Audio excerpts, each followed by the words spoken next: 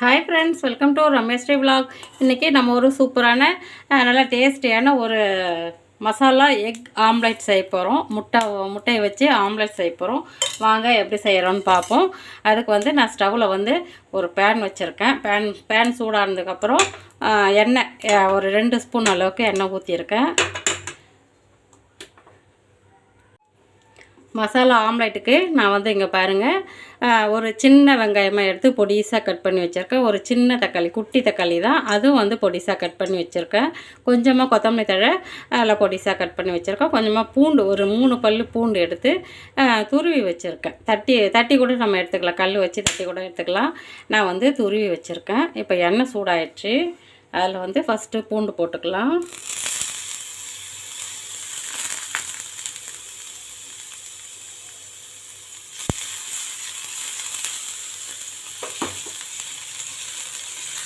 நல்லா வாசனையாக மணமாக டேஸ்ட்டாக இருக்கும். இந்த மசாலா ஆம்லேட் சாப்பிட்றதுக்கு சாம்பார் சாதம், தயிர் சாதம், ரசம் சாதம் எல்லாத்துக்குமே சூப்பரான காம்பினேஷன். அவ்வளோ வாசனையாக இருக்கும் சாப்பிட்றதுக்கு. நல்ல காரஞ்சாரமாக மசாலாவோட நல்லாயிருக்கும். இந்த பூண்டு லைட்டாக அப்படி செவந்ததுக்கப்புறம் நம்ம கட் பண்ணி வச்ச வெங்காயம் போட்டுக்கலாம்.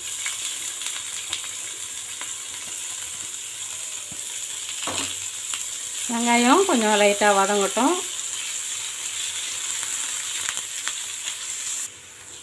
பாருங்கள், வெங்காயம் லைட்டாக வதங்கிடுச்சு. இப்போது நான் கட் பண்ணி வச்சுருக்கேன் தக்காளியும் கொத்தமல்லி தழையும் போட்டுக்க போகிறேன். கருவேப்பிலை வேணுனாலும் கொஞ்சம் பொடிசாக கட் பண்ணி போட்டுக்கலாம். நான் கருவேப்பிலை போடலை, வேணும்னா போட்டுக்கலாம். நல்லா வாசனையாக இருக்கும். கருவேப்பிலை போட்டாலும் நல்லா வாசனையாக தான் இருக்கும். அப்படியே வதங்கட்டும், கொஞ்சம் நல்லா வதங்கணும். இங்கே பாருங்கள், இந்த அளவுக்கு லைட்டாக வதங்கினதுக்கப்புறம் இதில் கொஞ்சமாக மஞ்சள் தூள் போட்டுக்கலாம். மஞ்சள் தூள், கொஞ்சம் பெருங்காயத்தூள், கொஞ்சமாக சால்ட்டு. இந்த வெங்காயம் தக்காளி கிரேவிக்கு தேவையான அளவு தான் சால்ட்டு. நம்ம முட்டைக்கு தனியாக போட போகிறோம். அதனால் கொஞ்சமாக ஒரு 2 பிஞ்சு அளவுக்கு சால்ட்டு, 2-3 பிஞ்சு அளவுக்கு சால்ட்டு போட்டிருக்கேன். குழம்பு மிளகாத்தூள் ஒரு 1/4 டீஸ்பூன் அளவுக்கு.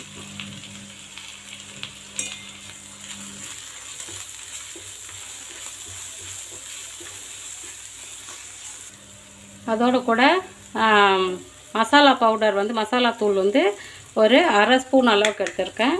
அதையும் இதில் போட்டு லைட்டாக அது பச்சை வாசனை போகிற அளவுக்கு வதக்கிக்கலாம். இதோட கூட கொஞ்சமாக ஒரு 1/4 டம்ளர் அளவுக்கு தண்ணி, ஒரு 1/4 டம்ளர் தான், நிறையா இல்லை. லைட்டாக இந்த வெங்காயம் தக்காளி இந்த மசாலா எல்லாம் ஒன்றா மிக்ஸ் ஆகணும். நம்ம என்ன தான் நம்ம எண்ணெயிலே வதக்கினாலும் ஒன்றா மிக்ஸ் ஆகாது. லைட்டாக தண்ணி ஊற்றி நம்ம லைட்டாக கொதிக்க வச்சுக்கலாம். கொஞ்சம் வற்றணும், அந்த தண்ணி லைட்டாக வற்றும். அப்படியே இருக்கட்டும். இது லைட்டாக தண்ணி வற்றுறதுக்குள்ளே நம்ம முட்டை அடித்து கலக்கி வச்சுக்கலாம். இங்கே பாருங்கள், நான் ஒரு 3 முட்டை எடுத்திருக்கேன். 3 முட்டை உடச்சி ஊற்றிக்கலாம். ஒரு பவுலில் உடச்சி ஊற்றிக்கலாம்.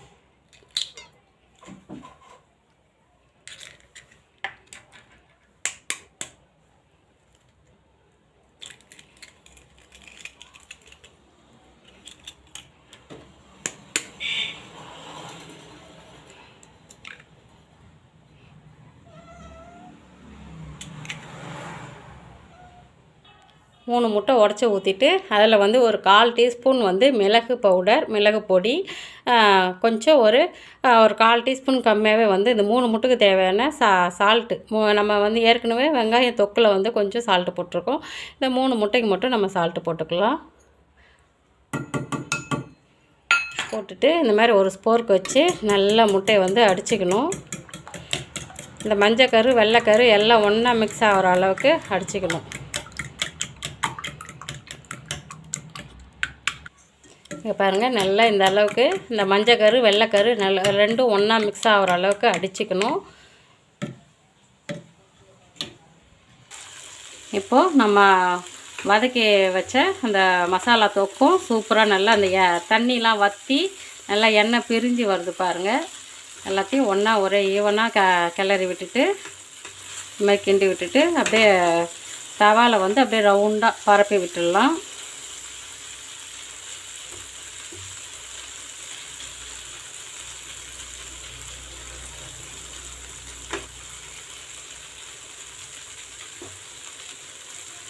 இந்த எண்ணெயெல்லாம் சுத்தீரம் வரணும். இப்படி ரவுண்டாக ஓரெல்லாம் அப்படி தள்ளி விட்டுடலாம்.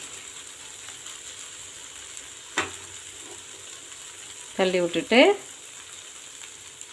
நம்ம மிக்ஸ் பண்ணி வச்சுருக்க முட்டை அதில் ஊற்றிடலாம். அப்படியே மேலே இந்த கிரேவி மேலே ஊற்றிக்கலாம். மறுபடியும் நல்லா ஒரு இது கலக்கிட்டு அப்படியே ஊற்றிக்கலாம். நமக்கு மேலே வந்து அந்த மசாலாலாம் நல்லா ஒட்டி இருக்கும். இல்லை வாசனையாக மணமாக இருக்கும் சாப்பிட்றதுக்கு. பெருங்காயம், மஞ்சள்தூள், மிளகாத்தூள் எல்லாமே நம்ம அந்த கிரேவியில் போட்டுட்டோம். அதனால் நம்ம முட்டையில் மிளகுத்தூள், சால்ட்டு மட்டும் போட்டால் போதும். இது அப்படியே இருக்கட்டும். கொஞ்சம் சிம்மில் வச்சு தான் வேக வைக்கணும். உடனேவும் திருப்பக்கூடாது. சுற்றியும் கொஞ்சம் எண்ணெய் ஊற்றிக்கலாம். அப்படியே இருக்கட்டும். நமக்கு திருப்பி போட கஷ்டமாக இருக்குது அப்படின்னா கூட சிலவங்களுக்கு வந்து ஆம்லெட்லாம் திருப்பி போடவே முடியாது, கஷ்டம். திருப்பி போடும்போது பிச்சிட்டு வந்துடும். அதனால் நம்ம திருப்பி போட வேணாம் அப்படின்னு நினச்சா கூட நம்ம மேலே வந்து லிட்டு போட்டு மூடி ஒன் சைடு ஆம்லெட் மாதிரி கூட வேக வச்சுக்கலாம். நல்லா டேஸ்ட்டாக இருக்கும். நல்லா ஃபுல்லாக கவர் ஆகி வெந்துடும். ஆம்லெட் வந்து வேகாமலாம் இருக்காது, நல்லா கவர் ஆகி வெந்துடும். நல்லா டேஸ்ட்டாக இருக்கும். டேஸ்ட்டில் வந்து எந்த விதமான குறையும் இருக்காது. இந்தமாதிரி ஒன் சைடு ஆம்லெட்டை கூட நம்ம மேலே லிட்டு போட்டு மூடி வேக வச்சு எடுத்துக்கலாம். சூப்பராக வெந்துருச்சு பாருங்கள். இந்த மாதிரி நம்ம ஒன் சைடாக வேக வச்சு எடுத்தால் கூட நமக்கு சூப்பரான ஆம்லெட் வந்துடும்.